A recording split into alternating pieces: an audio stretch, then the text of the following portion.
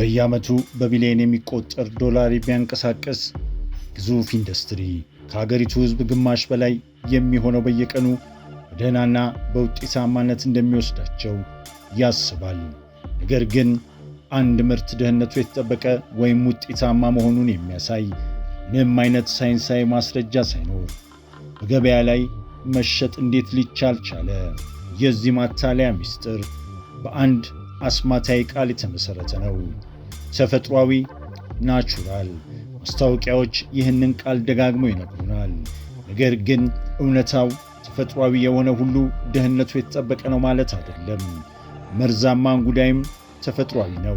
ይሁን እንጂ ማኅበራዊ ሚዲያዎችን የሚያጥለቀልቁ የጤና አምባሳደሮችና ታዋቂ ሰዎች ኢንፍሉዌንሰር ምንም አይነት የሕክምና እውቀት ሳይኖራቸው ከጀርባ በሚከፈላቸው ከፍተኛ ገንዘብ ብቻ እነዚህን ምርቶች ቤቶ ድረስ እንዲገቡ ይሰብኩታል።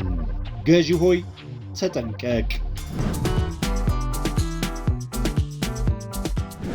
በመድኃኒትና በተጨማሪ ምግቦች ሰፕሊመንት መካከል ያለው ልዩነት ሰማይና ምድር ነው።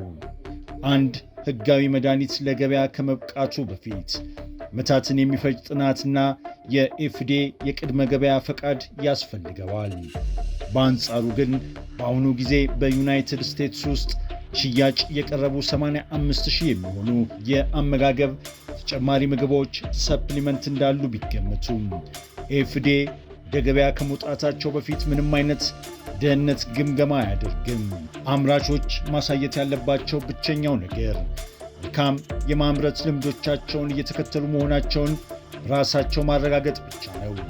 ኤፍዲኤ ደግሞ በአቅምና በመረጃ እጥረት የተገደበ በመሆኑ መፈተሽ የሚችለው የሚያውቃቸውን ኩባንያዎች ብቻ ነው።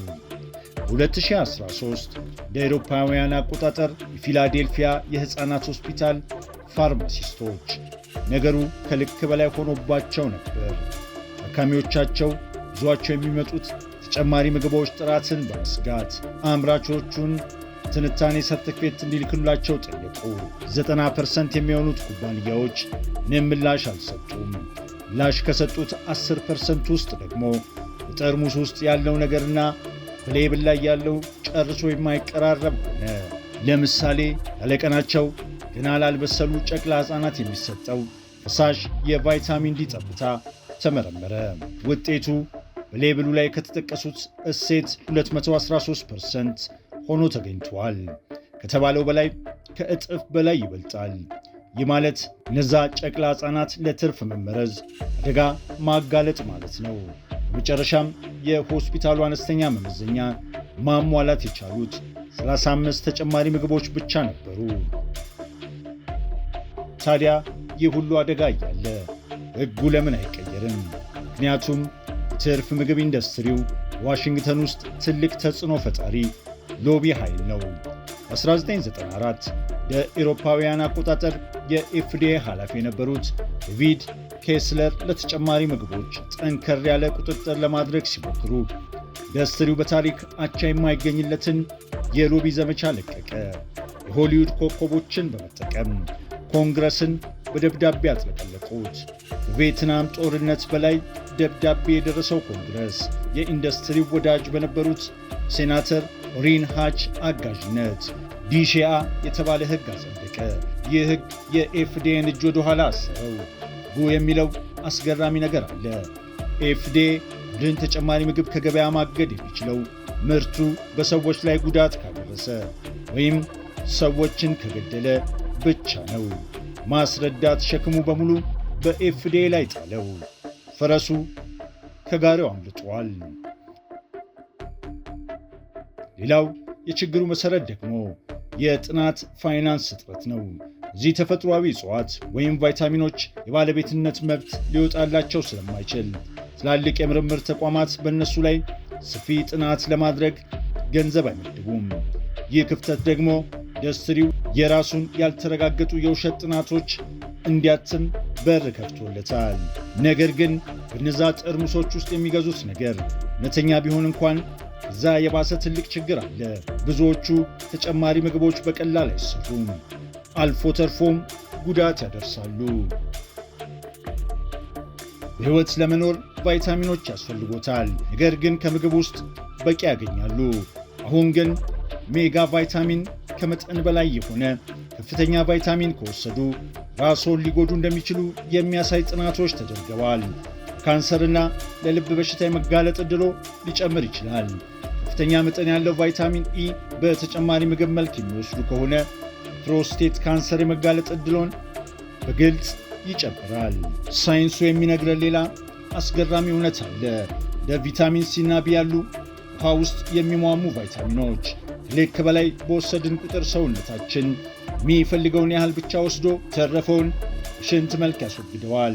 በሕክምናው ዓለም ይህ ውድ ሽንት ኤክስፔንሲቭ ዩሪን ይሉታል። ሰዎች የሚያመርቱት ነገር ቢኖር በሺዎች የሚቆጠር ብር ያወጡበትን ውድ ሽንት ብቻ ነው። ይባስ ብሎ ደግሞ በሽንት የማይወገድና በስብ ውስጥ የሚሟሟ እንደ ቫይታሚን ኤ፣ ዲ፣ ኢ ያሉ ተጨማሪ ሰፕሊመንት ምግቦች ከመጠን በላይ ሲወሰዱ በጉበትና በኩላሊት ውስጥ ተከማችተው ወደ ከባድ መርዝነት ይቀየራሉ። ጥናቶች እንደሚያሳዩት የተመጣጠነ ምግብ የሚያገኙ አዋቂዎችን አመጋገብ በአብዛኞቹ ተጨማሪ ምግቦች ማሟላት ምንም አይነት ግልጽ ጥቅም የሌለው ከመሆኑም በላይ ሞት የመጋለጥ ዕድልን ይጨምራል።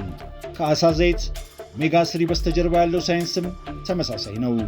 ዘይቱ በቀላል ስለሚበላሽ በሰውነት ውስጥ የማቃጠል ኢንፍላሜሽን ምላሾች ይቀሰቅሳል።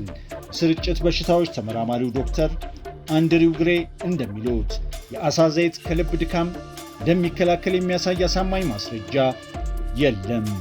ሰዎች ጊዜያቸውንና ገንዘባቸውን እያባከኑ ነው።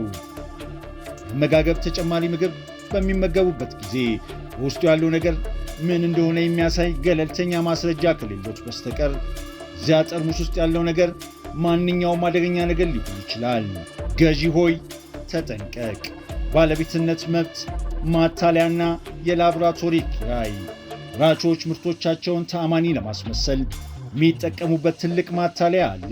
ብዙዎች ኩባንያዎች የራሳቸው የላቦራቶሪ ምርመራ ክፍል የላቸውም። ይልቁንም ምርቶቻቸውን የሚያመርቱት ኮንትራት በሚሰጧቸው ግዙፍ የጋራ ፋብሪካዎች ውስጥ ነው። የሚያማምሩ ጠርሙሶች ላይ የሚታዩ የኩባንያ ስሞች ማታለያ ጭንብሎች ናቸው። አብዛኞቹ የሚመረቱት ጥራታቸው በማይታወቅ ስማቸው በሌለባቸውና ምርትን በጅምላ በሚያሽጉ ግዙፍ ፋብሪካዎች ውስጥ ነው። ፕሮፕራይተሪ ብሌንድ፣ የባለቤትነት ውህድ የሚለው የቃላት ሴራ ተጨማሪ ምግቦች ላይ በብዛት የሚታይ አንድ የሕግ ክፍተት አለ። አምራቾች በሌብል ላይ ንጥረ ነገሮችን ዝርዝር መጠን ላለመግለጽ ፕሮፕራይተሪ ብሌንድ የሚል ስያሜ ይጠቀማሉ። ይህ ማለት ራሳችን ምስጢራዊ ውህድ ስለሆነ መጠኑን አንናገርም ማለት ነው። ይህ ደግሞ ውድ የሆኑትን ንጥረ ነገሮች በጥቂቱ የማይረባ ጠብታ ጨምረው ቀሪውን 95% ጠርሙስ ግን በትርፍና በርካሽ ዱቄት ለመሙላት የሚጠቀሙበት ሕጋዊ ማምለጫ ነው። በሌብሉ ላይ የባለቤትነት ውህድ ፕሮፕራይተሪ ብሌንድ የሚል ጽሑፍ ካዩ ተጠንቀቁ። ይህ ማለት አምራቾቹ በውስጥ ያለው እውነተኛ መጠን እናንተ ለመደበቅ የተጠቀሙበት ሕጋዊ የማታለያ ኮድ ነው። በድብቅ መድኃኒት መጨመር። ይህ ምናልባት የኢንዱስትሪው ትልቅና አስፈሪው ምስጢር ነው። በተለይ ለክብደት መቀነሻ፣ ለአካል ብቃት፣ ጂምና ለወንድነት አቅም ማጎልበቻ ተብለው የሚሸጡ ተፈጥሯዊ ምርቶች ላይ በፍጥነት ውጤት እንዲያሳዩ ሲባል በላቦራቶሪ የተሰሩ ኬሚካሎች በድብቅ ይጨመሩባቸዋል። ለምሳሌ ከተፈጥሮ እጽዋት የተሰራ የተባለ የክብደት መቀነሻ ውስጥ ኤፍዲኤ እገዳ የጣለበት ልብ ድካም የሚያስከትል ሲቡትራሚን የተባለ የኬሚካል መድኃኒት በድብቅ ይቀላቀላሉ። ተጠቃሚው ዋው ምርቱ ወዲያውኑ ሰራልኝ ብሎ እንዲያምን ይደረጋል። ነገር ግን ሳያውቀው በከፍተኛ መድኃኒት የተመረዘ ይቆያል። ተፈጥሯዊ የተባለው ምርት በአስማታዊ ፍጥነት ከሰራላችሁ ደስ አይበላችሁ። ምክንያቱም ፍጥነት ውጤት እንዲያሳይ ሲባል በሕግ የታገዱ ለሕይወት አስጊ የሆኑ የፋርማሲዩቲካል መድኃኒቶች በድብቅ ተቀላቅለውበት ሊሆን ይችላል። ነገር ግን ማታለያው በዚህ አያበቃም። አምራቾቹ በሕግ ከተፈቀደላቸው ክፍተት በስተጀርባ በመደበቅ የባለቤትነት ውህድ ፕሮፕራይተሪ ብሌንድ የሚል ቃላትን ይጠቀማሉ። ይህ ማለት በጠርሙስ ውስጥ ያለው ነገር ትክክለኛውን መጠን የመደበቅ መብት ይሰጣቸዋል። ይባስ ብሎም ምርቶቻቸው ፈጣን ውጤት እንዲያሳዩ በማሰብ በሕግ የታገዱና ልብ አደጋ የሚያጋልጡ ኬሚካሎችን በድብቅ ይጨምሩባቸዋል። ሳይንሱ ተፈጥሯዊ ይለዋል፣ እውነታው ግን የተደበቀ መርዝ ነው። አቅራቢ እስካሁን ያየናቸው እውነታዎች ግን ትልቅ ስዕል በግልጽ ያሳዩናል። አመጋገብ ተጨማሪ ምግቦች ኢንዱስትሪ እኛ ስለ ጤናችን ያለንን ፍርሃትና የተሻለ ሕይወት የመኖር ጉጉታችንን ወደ ቢሊዮን ዶላር ትርፍ የቀየረ ድብቅ ማሽን ነው። ተፈጥሯዊ በሚል ማራኪ ስም የተሸፈኑ እነዚህ ክኒኖች ከጀርባዎቻቸው ጠንካራ የዋሽንግተን ሎቢስቶች፣ የሕግ ክፍተቶችና ፍጹም ቁጥጥር የሌለበት ነፃ ገበያ አላቸው። እኛ ተጠቃሚዎች ግን ሳይንስ እውነታውን ትተን በማኅበራዊ ሚዲያ ታዋቂዎች ማታለያ ተደናግጠናል። ራሳችንንና የልጆቻችንን ሕይወት ለቁማር አሳልፈን እየሰጠን ነው። ሳይንሱ ይናገራል፣ ማስረጃዎችም ያሳያሉ። አብዛኛው ሰው ከሚመገበው እውነተኛ ምግብ ውጪ ምንም አይነት ተጨማሪ ክኒን አያስፈልገውም። የሚገርመው ግን ኪሳችንን እያደህየን ያመረትነው ብቸኛ ነገር ውድ ሽንትና የተረጋገጠ ስጋት ብቻ መሆኑ ነው። ወደፊት ከብዙ ዓመታት በኋላ ወደኋላ መለስ ብለን ስናየው ይህንን እንዴት ልናደርግ ቻልን የምንል ይመስለኛል። አጭበርባሪዎች ሊፈጽሙት የማይችሉት ቃላትን እየገቡ ወደሚያጮሁበት ለክፍለ ዘመኑ መጀመሪያ ላይ ነን። ስለዚህ በሚቀጥለው ጊዜ የአመጋገብ ተጨማሪ ምግብ ሰፕሊመንት ለመግዛት ጆን ወደ መደርደሪያ ሲዘረጉ ይህንን ያስታውሱ። በውስጡ ያለው ነገር ምን እንደሆነ የማያሳይ ገለልተኛ ሳይንሳዊ ማስረጃ ከሌሎት በስተቀር በዛ የሚያማምሩ ጠርሙሶች ውስጥ ያለው ነገር ማንኛውም አደገኛ መርዝ ሊሆን ይችላል።